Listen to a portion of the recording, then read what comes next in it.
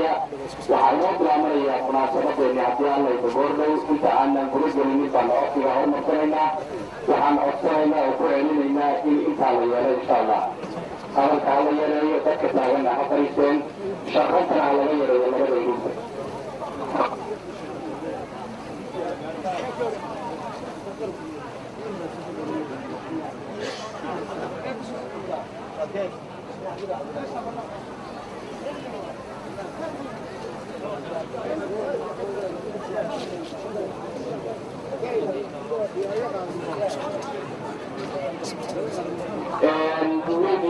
joogo oo tiro badan waxaan codsanaynaa moobaylada in la badiyo intaa yartaa la dulqaad moobaylada in la badiyo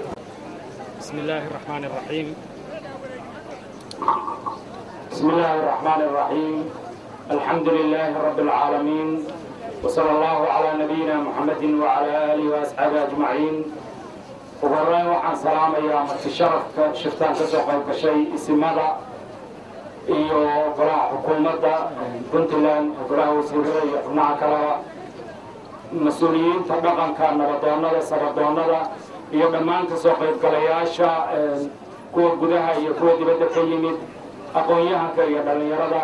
iyo ciidamada nabadgelyada saxaafadda assalaamu calaykum waraxmatullaahi wabarakaatu madashaan qiimaha badan leh waa madal dhaqankeennii soomaaliyeed oo soo jireenka ahaa astaantiisiina caleemasaarka way ku cadhan tahay waxaa astaan oo ah dhaqanka damal weyn oo ay guurti hoos fadhido oo ay garta gorfeeyaan oo ay reerka u taliyaan oo ay ugu taliyaan wax wanaagsan dhaqankeennii suubanaa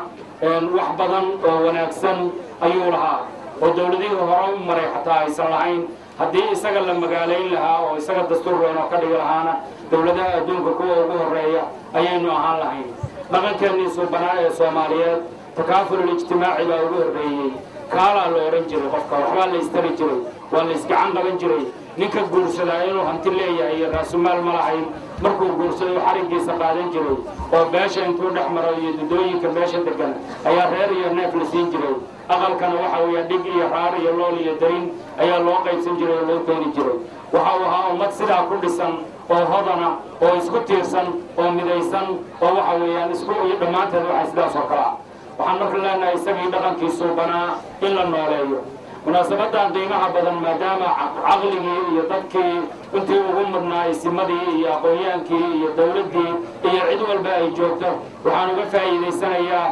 inaan xuso anoo xusaya guddoonkii isimada gobolka mudug ay kowdii iyo labadii bishaan ay ku guddoomiyeen shirkii loogu magac daray nabaadiino ee gobolka mudug ee ka dhacay degmada galdogob kaasoo la isla qaatay in nabadgelyada laga wada shaqeeyo inaannu muslimiin noqonno afkooda laga nabadgalo adinkoodana laga nabadgalo nabadgelyadoodana ka shaqeeya ummadaha kale nabadgelyadooda dariska iyo danta la wadaaga ka shaqeeya inaan dhammaanteen nabadgelyadeenna ka shaqayno ciddii nabadgelyadeenna wax u dhimaysana dhammaanteen aynu ka hor nimaano inaynu nimcada ilaahayna siiyey ee amniga iyo istiqraarka aynu adkaysanno waa nimcooyinka uu ilaahay bixiyo kuwa ugu waaweyn sidoo kale waxaa shirkaa lagu guddoomiyey in horumarka laga wada qayb qaato oo laga shaqeeyo gobolkeenna maanta horumar ballaaran ayaa ka socda oo ay dadweynaha gobolku hogaaminayaan taasoo ah in kaabayaashii gobolka la dhiso sida wadooyinka magaalada gaalkacyo laga dhisay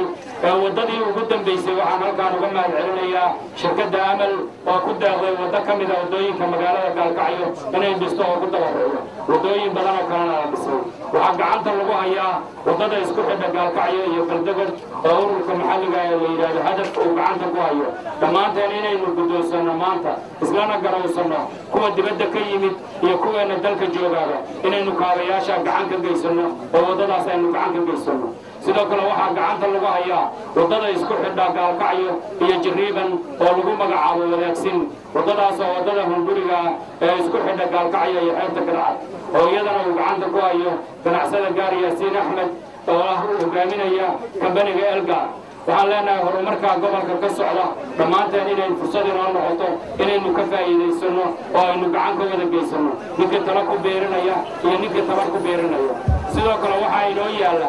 garoonkii gaalkacyo ee cabdullaahi yuusuf international airport maanta garoonka ugu shaqada badan Puntland inay dawladda Puntland qaadatay siyaasadda ah dadweynuhu inay arrimaha horumarinta ay ka qayb qaataan barnaamijka la yiraahdo public private partnership inay dawladdu qaadatay garoonku uu dadku u furan yahay inay maal gashadaan inay wax ku darsadaan inay wax dhistaan maanta inaynu garoonka niyadda ku hayno intaana noqonaysaan intayna ka maqan ay gaarsiiso sidii gacan looga qaadan lahaa sida ay garoonka Boosaasoba ay uga qaateen ganacsatadu qaybta ay ku leeyihiin dawladduna ay qaybteeda ka qaadanayso sidoo kale mashaariicda horumarinta ee ballaaran ee gobolka ka socda in la taageero gobolka waxaa la oran karaa dhinaca ee galbeedkaana mashruuca geeska Afrika ee Bursaalax oo dad badan horumariyay horumar badanna gobolka ka geystay inuu hadda aad iyo aad u socdo in isagana waxa weeyaan isbitaalkii oo hadda gacanta ku socda gacan laga geysto iyo waxa ka dhiman sidoo kale dhinaca hoose ama bari waxa magaalada Balibusle wafdi ballaaran oo Islaam Bashiir Islaan Cabdulla hogaaminayo laga dhagax dhigay mashruuc la yiraahdo Balibusle boarding school oo hadda baloogu ugu horeeyay oo dhamaaday qalabkiisii waxbarashada oo dhameystiranna dhawaan yar laga soo dhiibay oo soo gaari doono inta dambana lagu xijin doono waxaan rajaynaynaa isagana in dadweynaha gobolku ay gacan ka geystaan sidoo kale waxaa dhawaan insha Allah oo rajaynaynaa in la gacan dhigo mashruuc iyaguna boortilo ka asaasmi doono oo ka association ay iyaduna gacanta ku hayso oo la noqon doona mashruuca isaguna hawd iyo nugaal iyo inta halka degan ka kaafin doona waxbarashada waxaan leenahay saddexdaas dharnaar haddii la helo oo ummadda jahliga laga saaro oo ummadda aqoonta lala saaro oo aqoonta loo saaro wax badan baa gobolka iska bedelaya waxaan maskaxdeena ka maqnaan doonin inaynu ku hayno wadada gaalkacyo iyo isku xidha waxa weeye ilaa iyo gaalkacyo ilaa iyo Garowe oo burburka ugu badan tuulo jalam ilaa iyo gaalkacyo uu sugayo inaynan dawlad sugin inaynan deeq bixiyayaal sugin ee dhaqankeennii aan ku bilaabnay ee kaalada ahaa haddii dadka gobolka Mudug iyo Nugaal degan kaliya ay isugu tagaan oo reer walba waxar laga soo qaado waxa hubaala in wadadaas ay dhaqso ku dhismi doonto ganacsatada fadhida goobta iyo dadka qurbaha nooga yimid dhammaantood waxaan leenahay wadadaas inaynu ku talagalno inaynu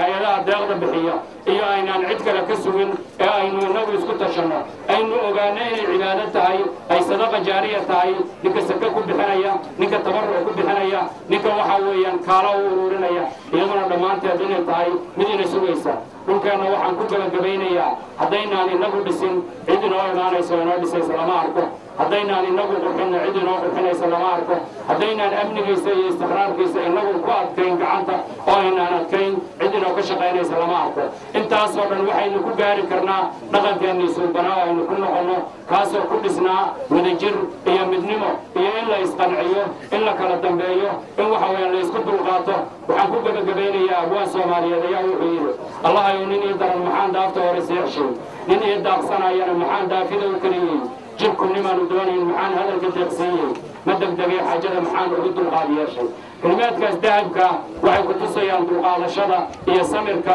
iyo qofku inuu ka tanaasuli karo qofka uu necab yahay ama uu waxa weeye dibsanayo inuu u sabro oo u dulqaato inaynu taa gaarno haddaynu qalbiyadeenna sifayno haddii qof walbo innagayna ka mida naftiisa wanaajiyo naftiisana isbeddel ku sameeyo iskaashi aynu samayno gacmaha aynu wax isku qabsanno aynu wada jirno wax walba waynu qabsan wanaagga iyo xaqa kuugu heelinaya xumaantana kaa qaadanayo waxaan ku miisaal kuugu soo qaadayaa adoo meel hariyo